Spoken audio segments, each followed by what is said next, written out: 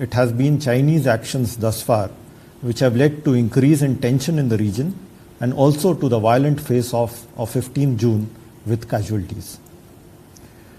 In early May, the Chinese side had taken action to hinder India's normal traditional patrolling pattern in the Galwan Valley area.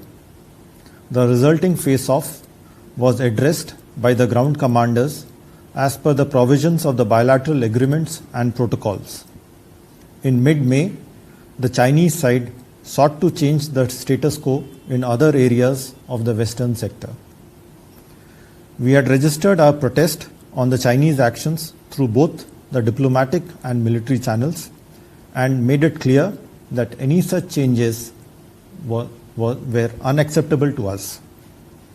Subsequently, the senior commanders met on 6 June 2020 and agreed on a process of de-escalation and disengagement along the LAC, which involved reciprocal actions.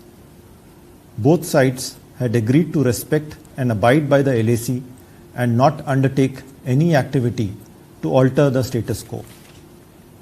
As I mentioned in my statement on 20th June, the Chinese side departed from these understandings in respect of the LAC in the Galwan area and sought to erect structures just across the LAC. When this attempt was foiled, Chinese troops took violent actions on 15 June 2020 that directly resulted in casualties. Thereafter, both sides remained deployed in large numbers in the region, while military and diplomatic contacts are continuing. The incidents and face-offs along the LAC need to be understood in the larger context of recent developments. That also helps to bring out the key issues that both sides are seeking to address. At the heart of the matter is that since early May, the Chinese side had been amassing a large contingent of troops and armaments along the LAC.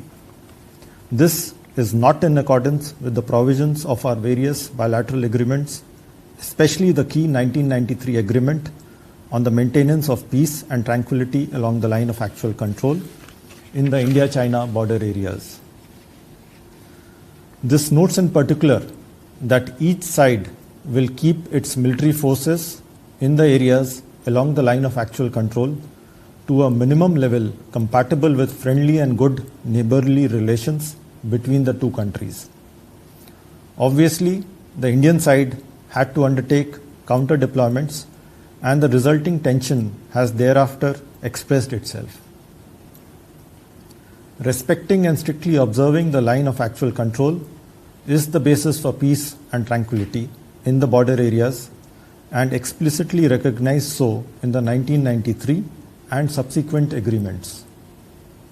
Indian troops are fully familiar with the alignment of the LAC in all sectors of the India-China border areas and abide scrupulously by it.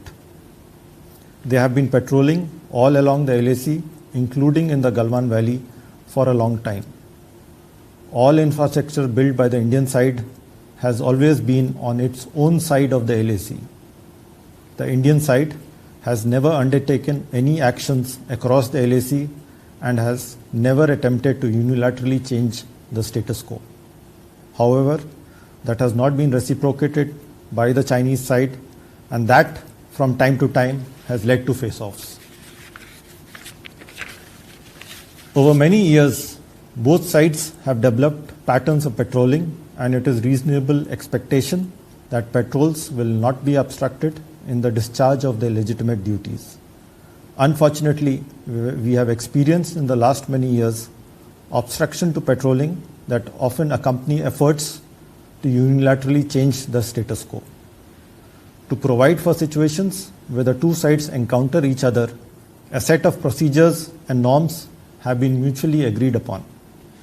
These are reflected in a number of agreements and understandings. While there have been occasional departures in the past, the conduct of Chinese forces this year has been in complete disregard of all mutually agreed norms. The deployment of large body of troops and changes in behavior has also been aggravated by unjustified and untenable claims. The recent shift in the Chinese position on the Galwan Valley is one example. The maintenance of peace and tranquility in the border areas is the basis of our bilateral relationship. It is imperative that the established mechanisms are used by both parties to address the current situation.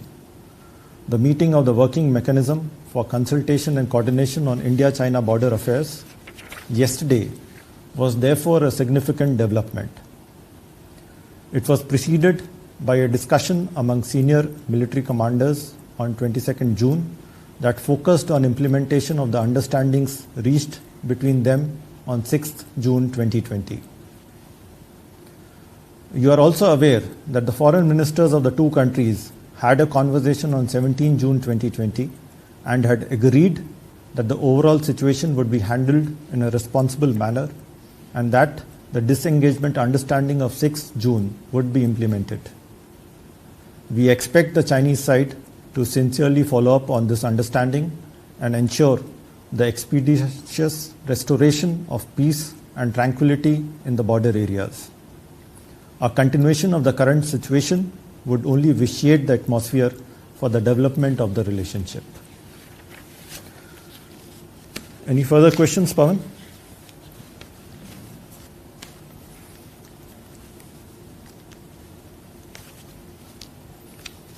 No, sir, I do not have any other questions. So thank you. That concludes this briefing.